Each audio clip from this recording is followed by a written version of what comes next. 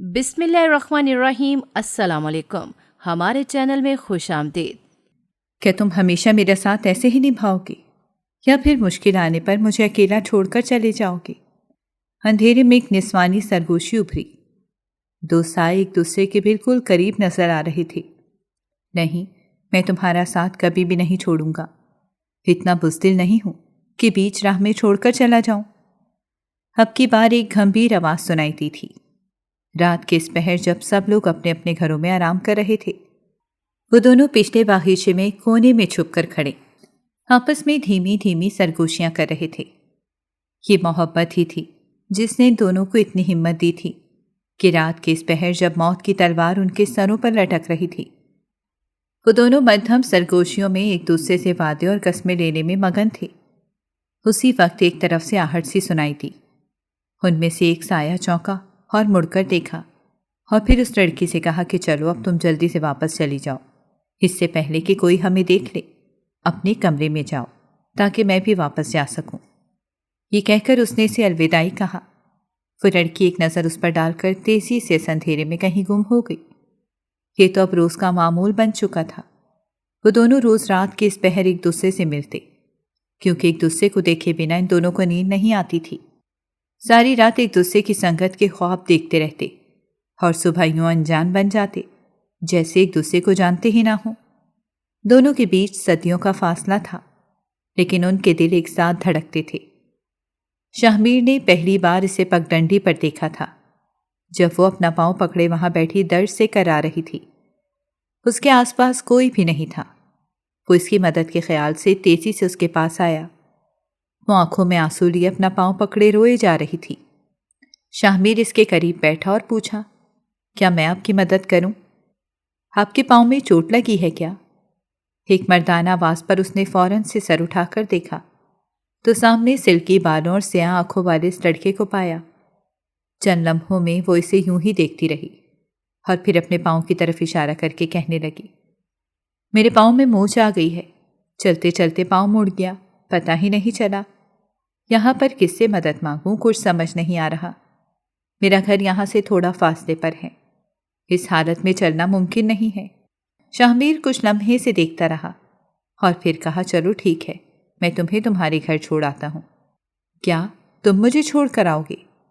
اس نے حیرت سے شاہمیر سے کہا، جس پر شاہمیر مسکرا اٹھا اور کہنے لگا، ہاں کیوں، میں تمہاری مدد نہیں کر سکتا کیا؟ بتاؤ کہاں ہے تمہارا گھر؟ شاہمیر کے کہنے پر اس نے ہاتھ سے اپنے گھر کی طرف اشارہ کیا۔ اسے دیکھتے ہوئے شاہمیر کے چہرے پر ایک دم سے غصہ ابھر آیا۔ اس نے اس لڑکی کو وہیں چھوڑا اور تیزی سے واپسی کے لیے مڑ گیا۔ وہ حیرت سے وہاں بیٹھی سوچنے لگی کہ ابھی تو میری مدد کا کہہ رہا تھا اور اب یوں اچانک سے یہاں سے چلا گیا۔ خیر کسی نہ کسی طرح چلی ہی جاؤں گی، یہی سوچتی وہ اٹھی اور لنگڑاتی ہوئی اپنے گھر کی طرف چلی گئی۔ اس دن اس نے پہلی بار شاہمیر کو دیکھا تھا۔ گھر واپس آئی تو کئی گھنٹے اس کے بارے میں سوچتی رہی، حالانکہ اس کی دادی اس سے بار بار پوچھ رہی تھی کہ تیرے پاؤں میں موچ کیسے آ گئی؟ کتنی بار کہا ہے کہ دھیان سے چلا کر، لیکن تیرا دھیان پتہ نہیں کہاں رہتا ہے۔ چل اب 2 دن تو بستر سے نیچے نہیں اترے گی۔ اس کی دادی اس سے بہت پیار کرتی تھی۔ وہ گھر بھر کی لاڈلی تھی اور ہر کوئی اس کی ذرا سی بیماری پر اس کے ارد گرد جمع ہو جاتا تھا۔ ان سب سے بے نیاز وہ کسی اور ہی سوچوں میں مگن تھی۔ وہ لڑکا رہ رہ کر اسے یاد آ رہا تھا، اس کی آنکھیں اور اس کے سلکی بال، وہ اسے بھلا ہی نہیں پا رہی تھی۔ ارے پارو، مجھے سن بھی رہی ہے یا نہیں؟ اسی وقت اس کی دادی اس کا کندھا ہلایا تو وہ چونک کر اپنی دادی کی طرف دیکھنے لگی۔ ہاں دادی بولے نا، کیا ہوا ہے؟ میرا دھیان کہیں اور تھا، اسی لیے میں آپ کی بات نہیں سن سکی۔ اس نے اپنی دادی سے کہا تو وہ کہنے لگی، بیٹی کیا ہو گیا ہے؟ تو ٹھیک تو ہے نا؟ میں تجھ سے کہہ رہی ہوں کہ تم بستر سے نیچے مت اترنا۔ کسی بھی چیز کی ضرورت ہو تو ریشمہ تمہارے پاس ہی ہے، اس سے کہہ دینا۔ انہوں نے پاس کھڑی ملازمہ کی طرف اشارہ کیا تو وہ سر ہلا کر رہ گئی۔ اس کی دادی تیر اٹھا کر وہاں سے باہر چلی گئی تو اس نے ریشمہ کو اپنے پاس بلایا اور کہا، مجھے تجھ سے ایک بہت ہی اہم کام ہے۔ دیکھ، یہ بات باہر کسی کو پتہ نہیں چلنی چاہیے، یہاں تک کہ دادی کے سامنے بھی تو اس بات کا ذکر بالکل نہیں کرے گی۔ میں جو کچھ تجھ سے کہوں گی وہ صرف تجھ تک ہی رہنا چاہیے۔ وہ بہت ہی دھیمی آواز میں ریشما سے بات کر رہی تھی۔ ریشما اس کی بات سنتے ہی سر ہلا رہی تھی۔ وہ نہیں جانتی تھی کہ اس کی بی بی جی کس آگ میں کودنے جا رہی ہے، ورنہ وہ اسی وقت اسے روک دیتی۔ پارو کے کہنے پر وہ فوراً سے وہاں سے باہر گئی اور جلدی سے گاؤں کا چکر لگا کر اس لڑکے کو ڈھونڈنے لگی۔ پارو کے دماغ میں اس لڑکے کی تصویر گویا چھپ سی گئی تھی۔ وہ اس کے بارے میں جاننا چاہتی تھی۔ ایک عجیب سا تجسس تھا جس نے اس کی سوچوں کو اپنے قید میں رکھا تھا، حالانکہ وہ کئی بار اس کا خیال اپنے دماغ سے جھٹکنے کی کوشش کر رہی تھی، لیکن یوں لگتا تھا جیسے وہ اس کے دماغ سے چپک سا گیا ہے، گویا کوئی جونک ہو۔ اسے ریشما کی واپسی کا بے تابی سے انتظار تھا۔ دادی نے حالانکہ سے سختی سے منع کیا تھا کہ بستر سے نیچے مت اترنا، لیکن وہ دادی کی بات کو نظر انداز کرتے موڑ زدہ پاؤں کے ساتھ کمرے میں ٹہلتی جا رہی تھی، ساتھ ہی ساتھ اپنی انگلیاں بھی چٹکا رہی تھی، جس سے اس کی بے چینی صاف واضح ہو رہی تھی۔ مہروز خان کو جیسے ہی اس کی خراب طبیعت کا پتہ چلا تو وہ فوراً سے اسے دیکھنے کے لیے مردان خانے سے زنان خانے میں چلے آئے۔ اپنی اکلوتی اور لاڈلی بیٹی کے لیے وہ ہر پل جان چھڑکنے کے لیے تیار رہتے تھے۔ اسے کچھ بھی ہوتا تو وہ فوراً سے سب کام چھوڑ کر اس کے پاس آ کر بیٹھ جاتے تھے۔ ابھی بھی وہ اپنے تمام ضروری کام چھوڑ کر اس کے لیے اس کے کمرے میں چلے آئے۔ اپنی بیوی سے کہا کہ مجھے پہلے کیوں نہیں بتایا کہ اسے چوٹ لگی ہے، بیچاری گھر تک کیسے آئی ہوگی، لنگڑاتی ہوئی کتنی مشکل سے گھر پہنچی ہوگی، کسی کو دھیان ہے بھی یا نہیں اس کا۔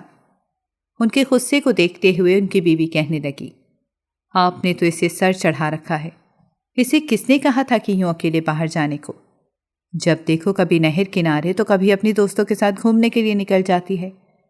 کتنی بار اس سے کہا ہے کہ گھر میں ٹک کر بیٹھا کرے، اتنی بڑی ہو گئی ہے پھر بھی باہر گھومنے سے باز نہیں آتی۔ یہ سب آپ کے لاڈ پیار کی وجہ سے ہے۔ مہروز خان نے اپنی بیوی کی بات پر بالکل بھی دھیان نہیں دیا اور اپنی لاڈلی بیٹی کے کمرے میں چلے آئے۔ اس نے جیسے ہی اپنے باپ کی آواز سنی تو فوراً سے بستر پر آ کر لیٹ گئی۔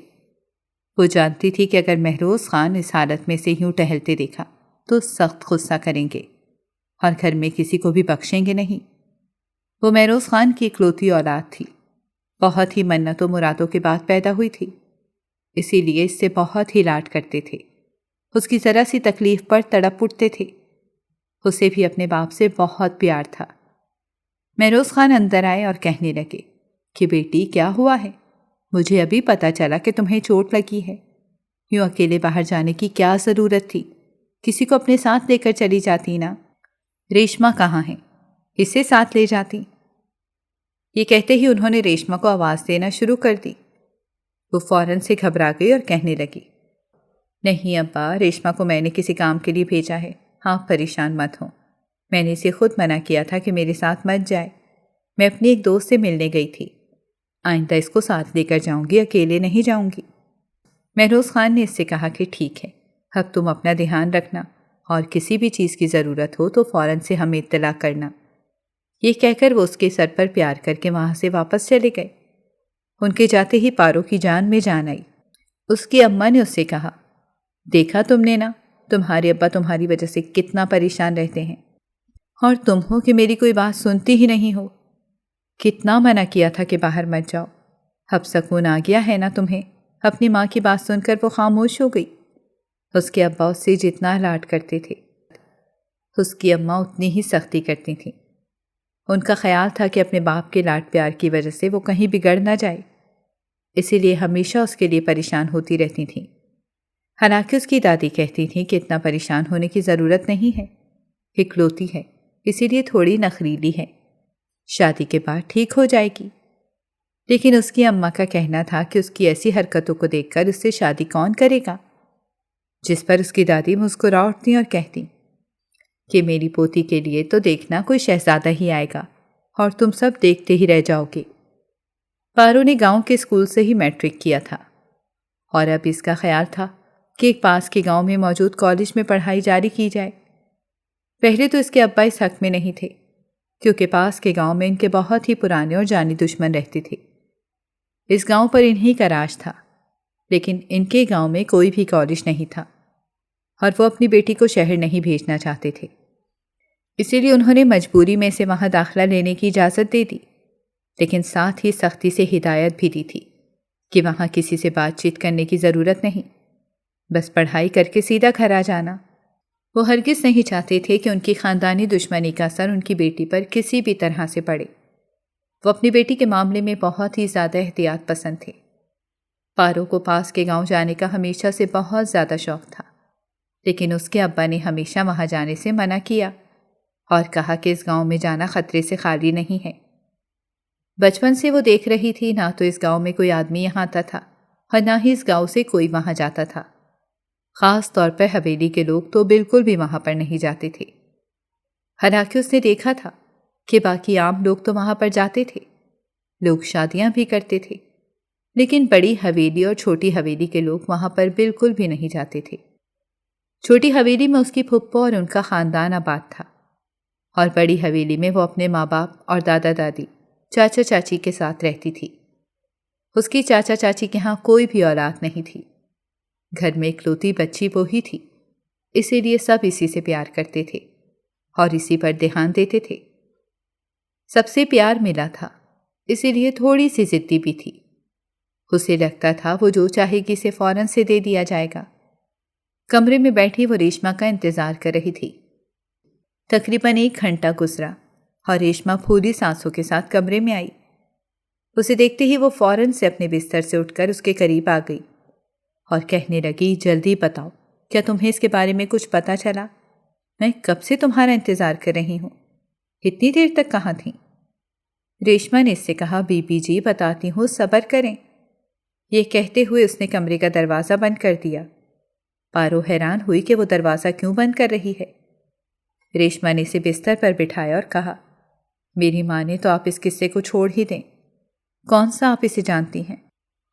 اور اس سے آپ کا کوئی واسطہ ہے؟ یہ تم کیا کہہ رہی ہو ریشما؟ میں نے تمہیں جس کام کے لیے بھیجا تھا وہ ہوا ہے یا نہیں؟ مجھے صرف یہ بتاؤ۔ اس نے غصے سے ریشما کو جھنجھوڑا تو ریشما کہنے لگی، جی ہاں، میں نے اس کا پتہ لگا لیا ہے، اسی لیے میں آپ سے کہہ رہی ہوں کہ اس کے بارے میں سوچنا چھوڑ دیں، یہی بہتر ہوگا۔ آپ نہیں جانتی وہ کون ہے، پاس گاؤں کے سردار کا بیٹا ہے، اور آپ کو اچھے سے پتہ ہے کہ ان لوگوں سے آپ کے خاندان کی دشمنی کئی سالوں سے چلتی آ رہی ہے۔ دونوں خاندان آپس میں ایک دوسرے کے جانی دشمن ہیں۔ اگر یہاں حویلی میں کسی کو اس بارے میں پتہ چل گیا تو کیا ہوگا، آپ کو اس بات کا اچھے سے اندازہ ہے۔ اب اس تمام قصے کو یہیں ختم کر دیں۔ ریشما کی بات سن کر وہ خاموش ہو گئی۔ ریشما جو کچھ کہہ رہی تھی وہ بالکل ٹھیک تھا، لیکن وہ اس قصے کو ختم کیسے کر سکتی تھی جو کہ ابھی شروع ہی نہیں ہوا تھا؟ ریشما جانتی تھی کہ اس کی بی بی جی بہت ہی ضدی ہے، اسی لیے اس نے کئی بار اسے سمجھانے کی بہت کوشش کی، لیکن پارو اپنی ضد پر اڑ چکی تھی۔ وہ ایک بار اسے ملنا چاہتی تھی۔ اسے پتہ چلا تھا کہ اس کا نام شاہ میر ہے۔ دوسری طرف شاہ میر اپنی حویلی کے باہر بیٹھا بار بار اسی لڑکی کے بارے میں سوچا جا رہا تھا۔ وہ اس کی مدد کرنا چاہتا تھا، لیکن جب اس نے اس حویلی کی طرف اشارہ کیا تو غصے سے اس کا چہرہ لال ہو گیا۔ بچپن سے اپنے گھر میں بڑی حویلی والوں کے لیے نفرت ہی دیکھی تھی۔ اس نے یہی سنا تھا کہ وہ لوگ ان کے جانی دشمن ہیں اور ان کے ہاں دشمنی بہت ہی اچھے سے نبھائی جاتی تھی۔ اس کے رگ و پے میں بڑی حویلی والوں کے لیے نفرت بسی ہوئی تھی، تو آخر وہ کس طرح سے وہاں رہنے والی ایک لڑکی کی مدد کر سکتا تھا؟ مجھے اس کے پاس جانا ہی نہیں چاہیے تھا، وہ خود کو بار بار کوس رہا تھا۔ تبھی اس کا کزن اس کے پاس آ کر بیٹھا اور کہنے لگا، آخر کیا ہوا ہے جو تم اتنی دیر سے غصے میں نظر آ رہے ہو اور یہاں بیٹھ کر بڑبڑا رہے ہو؟ اگر کوئی مسئلہ ہے تو بتاؤ، ہم سب مل کر حل کر لیں گے۔ شاہ میر نے اس سے کہا کہ نہیں، کوئی مسئلہ نہیں ہے، بس ویسے ہی مجھے غصہ آ رہا ہے۔ ابھی تم میرے پاس سے ہٹ جاؤ، ورنہ میں تم پر ہی اپنا غصہ اتار دوں گا۔ یہ کہہ کر وہ وہیں پر پلنگ پر لیٹ گیا اور آنکھیں بند کر لیں۔ جیسے اس نے آنکھیں بند کیں، اس لڑکی کا چہرہ چھمپ سے اس کی آنکھوں کے سامنے آ گیا۔ یہ دیکھتے ہی جھٹ سے اس نے اپنی آنکھیں کھول دیں اور گھبرا کر اٹھ کر بیٹھ گیا۔ جتنا وہ سب بھلانے کی کوشش کر رہا تھا، اتنا ہی اس کا دماغ پر سوار ہوتی جا رہی تھی۔ غصے میں اس نے اپنے بال نوچ لیے۔ اس کا کزن پاس بیٹھا اس کی ایک ایک حرکت کو بہت ہی غور سے دیکھ رہا تھا، اور پھر شاہ میر سے کہنے لگا کہ کیا ہوا، کسی کے عشق میں پڑ گئے ہو جو اس طرح کی حرکتیں کر رہے ہو؟ لگ رہا ہے دیوانے ہو چکے ہو۔ اس کی بات سن کر اسے غصے سے پاس پڑا گلاس اٹھا کر اس پر دے مارا، جس پر وہ ہنستا ہوا وہاں سے بھاگ گیا۔ دوسری طرف پارو کو جب سے شاہ میر کے بارے میں پتا چلا تھا، تب سے وہ ایک بار پھر سے اسے دیکھنے کے لیے بےتاب ہو رہی تھی۔ اس نے سوچا کیوں نہ میں اس پگڈنڈی پر جا کر ایک بار پھر سے بیٹھ جاؤں، ہو سکتا ہے کہ وہ وہاں پر میرا انتظار کر رہا ہو۔ اسے نہ جانے کیسی خوش فہمی تھی، حالانکہ ریشما نے اسے بہت روکا کہ وہاں پر مت جائیں، وہ آپ کے لیے وہاں پر کیوں آئے گا؟ اگر اسے آپ میں کسی قسم کی کوئی دلچسپی ہوتی تو اس دن وہ غصے سے وہاں سے نہ جاتا بلکہ آپ کی مدد کرتا، لیکن جیسے ہی اس نے حویلی کی طرف دیکھا تو آپ کو بے یار و مددگار چھوڑ کر وہاں سے واپس مڑ گیا۔ اسی لیے بہتر ہے کہ آپ بھی اسے بھول جائیں۔ لیکن ریشما کی اس نے ایک بھی بات نہ سنی اور چپ چاپ گھر سے باہر نکل آئی۔ اس کی دادی اور ماں اسے روکتی رہ گئی کہ ابھی تمہیں ٹھیک ہوئے ایک دن بھی نہیں ہوا اور تم دوبارہ سے باہر نکل گئی ہو۔ اگر تمہارے باپ کو پتہ چلا تو ہم دونوں کو خوب ڈانٹے گا۔ مگر وہ ان کی بات انسنی کر کے سیدھا پگڈنڈی پر آ کر بیٹھ گئی اور اس کا انتظار کرنے لگی۔ 2 گھنٹے وہ وہیں بیٹھی اس کا انتظار کرتی رہی، لیکن وہ نہیں آیا تو وہ مایوس ہو کر واپس آ گئی۔ زندگی میں پہلی بار ایسا ہو رہا تھا کہ جو وہ چاہ رہی تھی اسے حاصل نہیں کر پا رہی تھی، جس کی وجہ سے اسے کافی زیادہ جھنجھلاہٹ بھی ہو رہی تھی۔ اس کا ایسا رویہ دیکھ کر مہروز خان نے کہا کہ بیٹی کیا بات ہے، کیا چیز تمہیں پریشان کر رہی ہے؟ اگر تمہیں کسی چیز کی ضرورت ہے تو مجھے بتاؤ، میں بھی منگوا دیتا ہوں۔ لیکن وہ خاموش رہی۔ اسے جو چاہیے تھا اس کا باپ اس سے وہ نہیں دے سکتا تھا، اسے وہ خود ہی حاصل کرنا تھا۔ یہ بات وہ اچھے سے جانتی تھی۔ ریشما گھبرا کر اس کی طرف دیکھ رہی تھی۔ اگر مہروز خان کو اس بات کی بھنک بھی لگ گئی کہ وہ شاہ میر کے پیچھے پڑی ہے تو اس حویلی میں قیامت آ جائے گی۔ لیکن پارو تو جیسے ہر نفع نقصان سے بے پرواہ ہو گئی تھی۔ ایک دن اس نے ریشما سے کہا کہ میں ایک خط لکھ کر دے رہی ہوں، تم کسی بھی طرح سے وہ خط شاہ میر تک پہنچا دو۔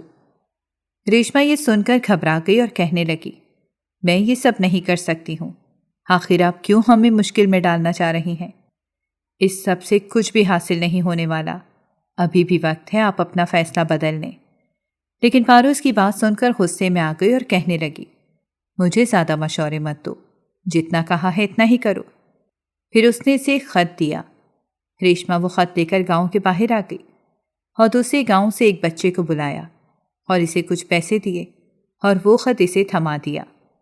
ساتھ ہی اسے یہ تاکید کر دی کہ اس خط کو شاہ میر کے ہاتھ میں ہی دینا اور کسی کے ہاتھ نہیں لگنا چاہیے۔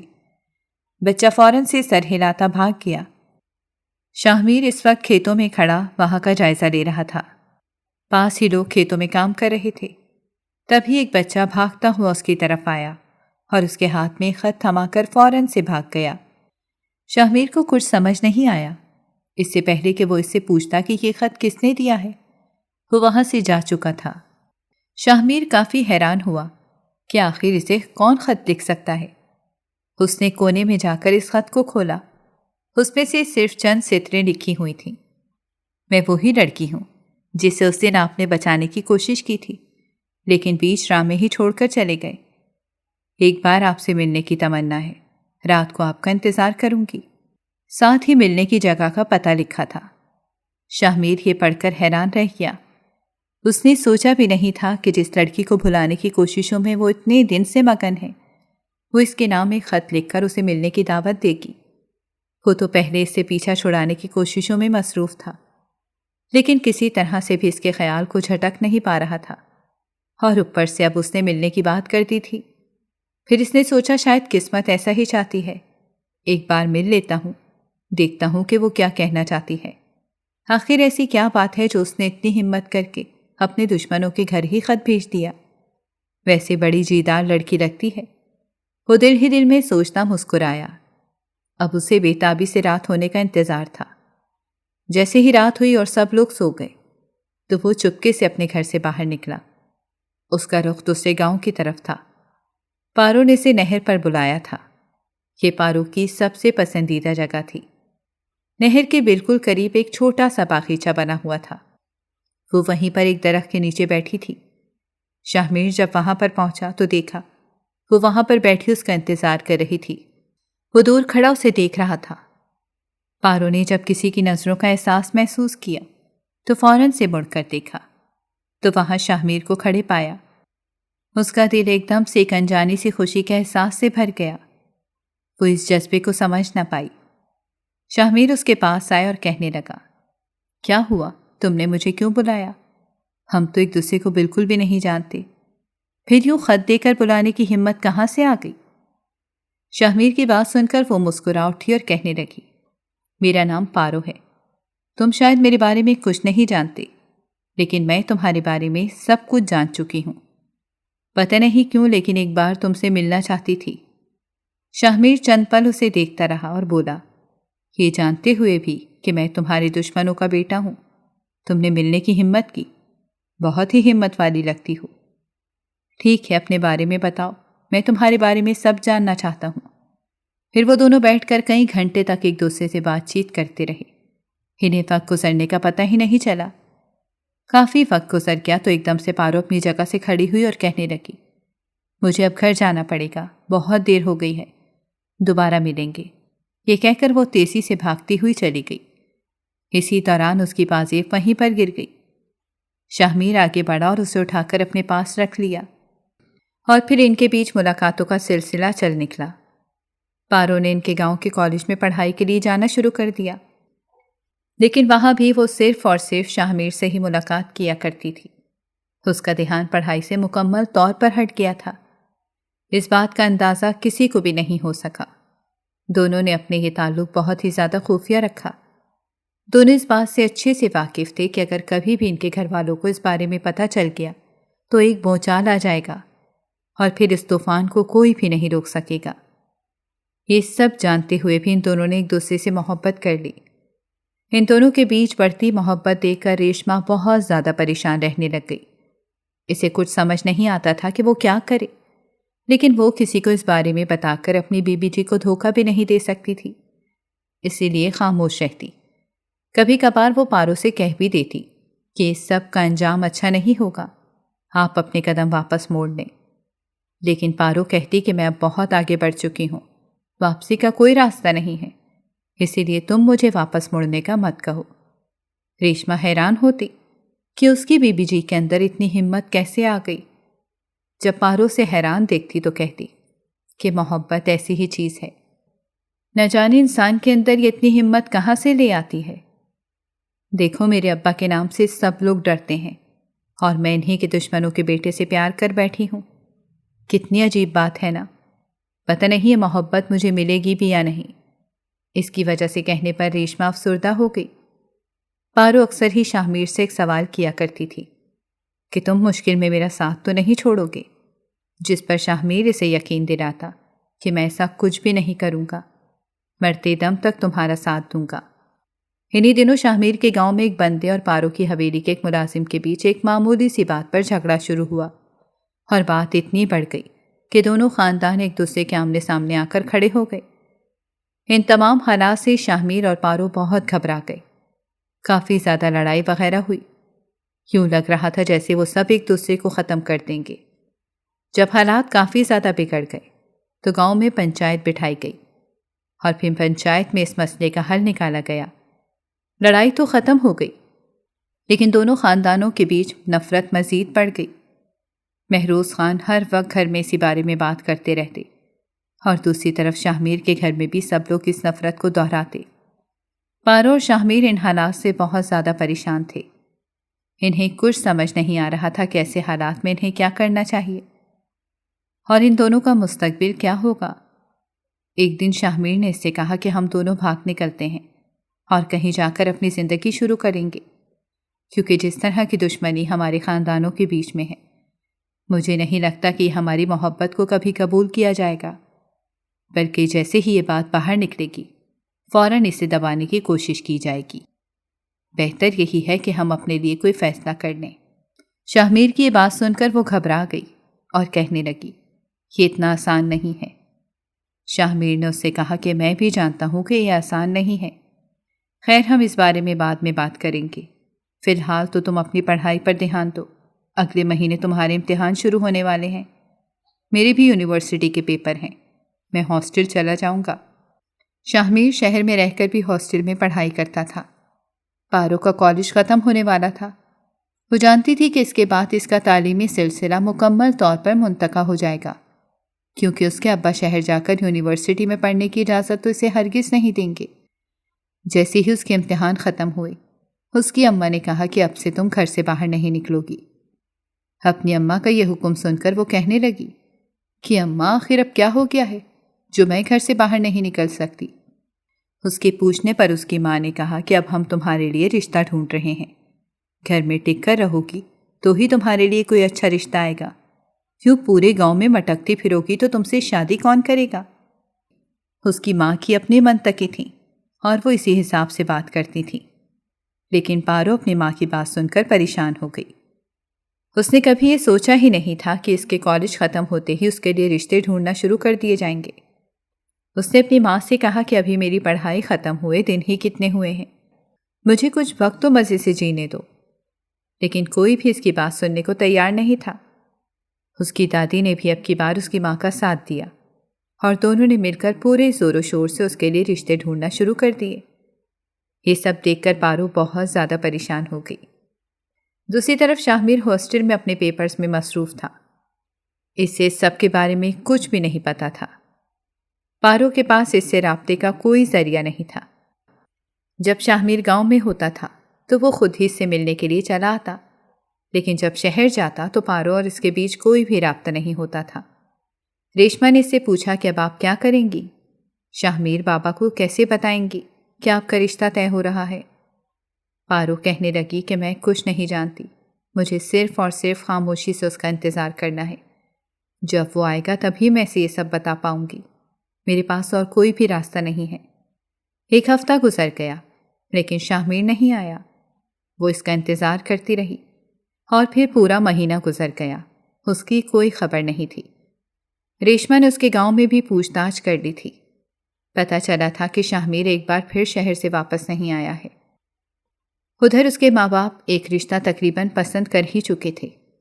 اس نے بہت کوشش کی کہ کسی طرح سے رشتہ نہ ہو، لیکن اس کے ابا اور دادی اور ماں سب راضی تھے، اسی لیے سب نے بنا اس سے کچھ پوچھے وہاں رشتہ پکا بھی کر دیا۔ اس کے ابا جو ہمیشہ ہر چیز میں اس کی مرضی پوچھتے تھے، اس کی زندگی کے سب سے بڑے فیصلے میں اس کی مرضی پوچھنا ضروری نہیں سمجھا اور شادی بھی طے کر دی، ساتھ ہی ساتھ شادی کی تاریخ بھی پکی کر کے آ گئے۔ جب پارو کو یہ سب پتہ چلا تو اسے لگا کہ گویا حویلی کی چھت اس کے سر پر آن گری ہے۔ ان حالات میں اسے کیا کرنا چاہیے؟ اسے کچھ بھی سمجھ نہیں آ رہا تھا۔ شاہمیر کا انتظار کرتے کرتے وہ تھک گئی تھی۔ اس سے کسی طرح کا کوئی رابطہ نہیں ہو پا رہا تھا۔ اتنے دن ہو گئے تو اس نے شاہمیر کو نہ دیکھا تھا، نہ ہی اس کی آواز سنی تھی۔ وہ کافی زیادہ بے چین اور افسردہ رہنے لگی تھی۔ اس کے گھر والے پریشان تھے کہ اچانک سے پارو کو کیا ہو گیا ہے۔ دوسری طرف اس کے گھر میں پورے زور و شور سے اس کی شادی کی تیاریاں جاری تھیں۔ اس کے لیے ہر چیز بہت ہی بہترین تیار کی جا رہی تھی۔ اس کے ابا نے اس کا رشتہ ایک بہت بڑے زمیندار کے بیٹے سے طے کیا تھا۔ وہ اپنی بیٹی کی شادی بہت ہی اعلیٰ طریقے سے کرنا چاہتے تھے، لیکن وہ جانتے ہی نہیں تھے کہ انہوں نے اپنی بیٹی کے دل کو اپنے پاؤں تلے رون دیا ہے، اور ان کی بیٹی کے لیے یہ شادی نہیں بلکہ ایک جنازہ ہے۔ وہ رو رو کر پاگل ہوتی جا رہی تھی، لیکن اسے کچھ سمجھ نہیں آ رہا تھا۔ نہ ہی شاہمیر اس سے خود سے کوئی رابطہ کر رہا تھا۔ ریشما اسے سنبھال کر تھک چکی تھی۔ ہر گزرتے دن کے ساتھ وہ کمزور اور لاغر ہوتی جا رہی تھی۔ اس کی ماں اور دادی پریشان ہوتیں۔ مہروز خان نے شہر سے بہترین ڈاکٹر بلوا کر اپنی بیٹی کا علاج کروانے کی کوشش کی، لیکن کچھ سمجھ نہیں آ رہا تھا کہ کیا ہو رہا ہے۔ انہیں لگا کہ گھر چھوڑ دینے کے غم میں اس کی حالت ایسی ہو رہی ہے۔ اس کی ماں نے کہا کہ رخصت ہو کر تو ہر لڑکی دوسرے گھر میں جاتی ہے، تو تم اتنا کیوں سوچ رہی ہو؟ ہم سے ملنے آتی رہو گی، اتنی پریشانی مول لینے کی کوئی ضرورت نہیں ہے۔ اپنی شادی کی تیاریوں کو خوب انجوائے کرو۔ لیکن وہ تو دل سے کوئی بھی خوشی محسوس نہیں کر پا رہی تھی۔ اسے صرف اور صرف شاہمیر کا انتظار تھا۔ پھر ایک دن اسے رات کے وقت ریشما نے خط لا کر تھمایا۔ اس نے ریشما سے کہا کہ آخر یہ کیا ہے؟ ریشما نے اس سے کہا کہ یہ خط مجھے شاہمیر کے گاؤں کے ایک بچے نے لا کر دیا ہے۔ ہو سکتا ہے کہ یہ شاہمیر بابا کا خط ہو، آپ جلدی سے پڑھ لیں۔ یہ سنتے ہی اس کی بے جان آنکھوں میں امید کی کرن امنڈ آئی۔ اس نے فوراً سے لفافہ چاک کر کے اس میں سے خط نکال کر کھولا اور پڑھنے لگی۔ خوشی سے اس کی آنکھوں سے آنسو نکلنے لگے۔ اس نے ریشما کا ہاتھ تھام لیا۔ ریشما کو اس نے وہ خط تھمایا اور کہا کہ اسے کہیں چھپا کر رکھ دو، کسی کو بھی یہ ملنا نہیں چاہیے۔ اس کے کہنے پر ریشما نے اسے کپڑوں والی الماری میں چھپا دیا اور پھر اس کے پاس آ کر بیٹھ گئی اور کہنے لگی، بی بی جی، آخر اس خط میں ایسا کیا لکھا ہے جو آپ اتنا خوش ہو رہی ہیں؟ ریشما، تم جانتی ہو اس نے مجھے بلایا ہے۔ وہ چاہتا ہے کہ میں اس حویلی میں سے ملنے کے لیے آؤں، وہی حویلی جو اس کے گاؤں میں کئی سالوں سے خالی پڑی ہے۔ اس نے لکھا ہے کہ اگر میں اس سے محبت کرتی ہوں تو اس سے ملنے کے لیے آ جاؤں۔ ٹھیک 3 دن بعد وہ وہاں میرا انتظار کرے گا۔ وہ خوشی سے ریشما کا ہاتھ تھامے کہہ رہی تھی۔ ریشما ایک دم سے چونک گئی اور کہنے لگی، 3 دن بعد بی بی جی؟ اس دن تو آپ کی مہندی ہے۔ یہ سن کر پارو کا چہرہ ایک دم سے اتر گیا، لیکن پھر اس نے دل ہی دل میں ارادہ باندھ لیا کہ وہ ہر حال میں اس پرانی حویلی میں سے ملنے کے لیے وہاں جائے گی۔ حالانکہ ریشما اسے منع بھی کر رہی تھی کہ اسے ویران پڑی حویلی میں اتنے عرصے سے کبھی کسی نے قدم نہیں رکھا، آپ وہاں پر مت جائیں، یہ سب ٹھیک نہیں ہے، اگر آپ کو کچھ ہو گیا تو۔ لیکن وہ کچھ سننے کو تیار ہی نہیں تھی۔ وہ تو بس اسی خوشی میں مبتلا تھی کہ شاہ میر نے اسے وہاں پر بلایا ہے، اس سے اور کیا چاہیے تھا۔ اور پھر اس کی مہندی والی رات جب سب لوگ مہندی کے فنکشن میں مشغول تھے، وہ چپ چاپ اپنے گھر سے نکلی اور ریشما کی مدد سے دوسرے گاؤں میں موجود پرانی حویلی میں چلی آئی۔ ریشما کو اس نے کہا تھا کہ پیچھے کسی کو کچھ مت بتانا، اگر کوئی تم سے کچھ پوچھے تو کہہ دینا مجھے کچھ نہیں پتا۔ ریشما نے اس کی بات پر خاموشی سے سر ہلا دیا تھا۔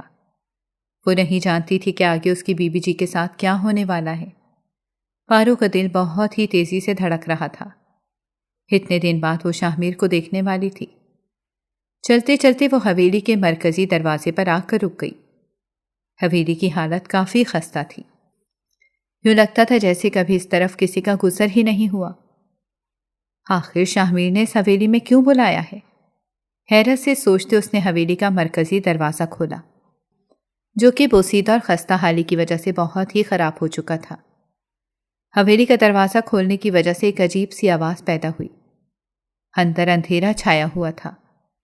وہ اندھیرے میں قدم رکھتی اندر آ گئی اور دھیرے سے شاہ میر کو آواز دی، لیکن جواباً اسے کوئی آواز سنائی نہیں دے رہی تھی۔ بس اس کی اپنی آوازیں دیواروں سے ٹکرا کر واپس اس کے کانوں میں گونج رہی تھیں۔ اسی لمحے پیچھے سے کسی نے اس کی چادر پکڑ کر کھینچی۔ اگلے ہی لمحے اس کے حلق میں سے ایک زوردار چیخ نکلی۔ اس نے مڑ کر دیکھا تو وہاں شاہ میر کی جگہ کوئی اور کھڑا تھا۔ وہ اپنے سامنے کسی انجان انسان کو دیکھ کر گھبرا گئی۔ وہ کوئی اور نہیں بلکہ شاہ میر کا کزن تھا۔ یہ سب اس کا کھیل تھا۔ شاہ میر جب اپنے امتحان دینے ہاسٹل چلا گیا تو پیچھے ایک دن اس کے کمرے میں سے کئی مہینے پہلے پارو کا لکھا گیا ایک خط ملا۔ اسے جب پتا چلا کہ شاہ میر دشمنوں کی بیٹی سے محبت میں پڑ گیا ہے تو اس نے اس لڑکی کو سبق سکھانے کا فیصلہ کیا اور اس کے نام ایک جھوٹا خط لکھا اور یوں ظاہر کیا کہ جیسے وہ خط شاہ میر نے لکھا ہے۔ شاہ میر تو شہر میں کسی کام میں پھنس گیا تھا۔ اسے تو اس کی شادی کے بارے میں بھی کچھ نہیں پتا تھا۔ اگر اسے پتا چل جاتا تو وہ سب کچھ چھوڑ چھاڑ کر یہاں آ چکا ہوتا، لیکن وہ زیادہ دن تک وہاں رکنے والا نہیں تھا۔ اس کا کام ختم ہونے والا تھا، وہ کسی بھی وقت واپس آ سکتا تھا۔ اس سے پہلے کہ اس کے کزن کو بڑی حویلی کی عزت مٹی میں ملانی تھی، اسی ارادے سے وہ اپنی اس پرانی حویلی میں آیا تھا اور اس نے پارو کو یہاں پر بلایا تھا۔ پارو اس کے شکنجے میں پھنسی مسلسل اپنا بچاؤ کرنے کی کوشش کر رہی تھی، لیکن وہ تھا کہ اسے چھوڑنے کو راضی ہی نہیں تھا۔ اسی وقت اچانک سے اس لڑکے کے سر پر کسی نے وار کیا۔ پارو نے مڑ کر دیکھا تو وہ شاہ میر تھا۔ وہ فوراً سے شاہ میر کے پاس چلی آئی، لیکن وہ دونوں اس بات سے بالکل ناواقف تھے کہ دونوں گاؤں کے لوگوں کو یہ سب پتہ چل چکا ہے۔ دراصل ریشما اور شاہ میر کے کزن دونوں کے بیچ میں کچھ تعلقات تھے اور دونوں نے مل کر شاہ میر اور پارو کو سب کے سامنے بے عزت کرنے کا منصوبہ بنایا تھا۔ ریشما کی ماں کو عرصہ پہلے حویلی سے چوری کے الزام میں نکال دیا گیا تھا۔ اس نے اسی بات کا بدلہ لینے کے لیے پارو کو بے عزت کرنے کا فیصلہ کیا اور پارو کے سامنے اچھی بنی رہی۔ جب پارو یہاں پر شاہمیر سے ملنے کے لیے آئی تھی تو اس نے پورے گاؤں کو یہ بات بتا دی۔ اب سب وہاں کھڑے تھے اور مہروز خان شدید ترین غصے میں تھے۔ انہیں کچھ سمجھ نہیں آ رہا تھا کہ وہ کیا کریں۔ وہ غصے سے شاہمیر کو دیکھ رہے تھے اور اسے مارنے کے ارادے سے آگے بڑھے ہی تھے کہ بیچ میں پارو آ گئی اور اس نے اپنے باپ سے منت کی کہ اسے چھوڑ دیں، میں اسے پسند کرتی ہوں اور اس سے شادی کرنا چاہتی ہوں۔ آپ نے ہمیشہ ہر چیز میں میری مرضی کو اہمیت دی ہے، تو یہاں میرے دل کو کیسے رون دیا؟ آنکھوں میں آنسو لیے وہ اپنے باپ سے منت کر رہی تھی۔ مہروز خان اپنی لاڈلی بیٹی کی آنکھوں میں آنسو نہیں دیکھ سکے اور ہار گئے۔ انہوں نے آگے بڑھ کر شاہمیر کے باپ سے کہا کہ میں اپنی بیٹی کے لیے تمہارے سامنے جھک رہا ہوں اور اس دشمنی کو ختم کرنا چاہتا ہوں۔ شاہمیر کے باپ نے کچھ پل اپنے بیٹے کی طرف دیکھا اور پھر مہروز خان کی بات مان کر ان کا ہاتھ تھام لیا۔ یہ دونوں خاندانوں کے بیچ موجود سالوں کی دشمنی ختم ہو گئی اور دونوں نے سب کے سامنے اپنے بچوں کی شادی کا اعلان کر دیا۔ سب گاؤں والے اس بات سے بہت خوش ہو گئے۔ ریشما اور شاہمیر کے کزن کو گاؤں سے باہر نکال دیا گیا کیونکہ دونوں نے ہی دھوکہ کیا تھا۔ دوسری طرف شاہمیر اور پارو کی شادی کی تیاریاں شروع کر دی گئیں۔ مہروز خان نے زمیندار اور اس کے بیٹے سے معذرت کر لی اور اپنی بیٹی کو پورے مان کے ساتھ شاہمیر کے ساتھ رخصت کر دیا۔ یوں شاہمیر اور پارو نے اپنی محبت پالی۔ ناظرین، اگر آپ کو ہماری کہانی اچھی لگی ہے تو ویڈیو کو لائک کریں، شیئر کریں اور ہمارے چینل کو سبسکرائب کریں۔ اگلی ویڈیو تک اجازت دیں۔ اللہ حافظ۔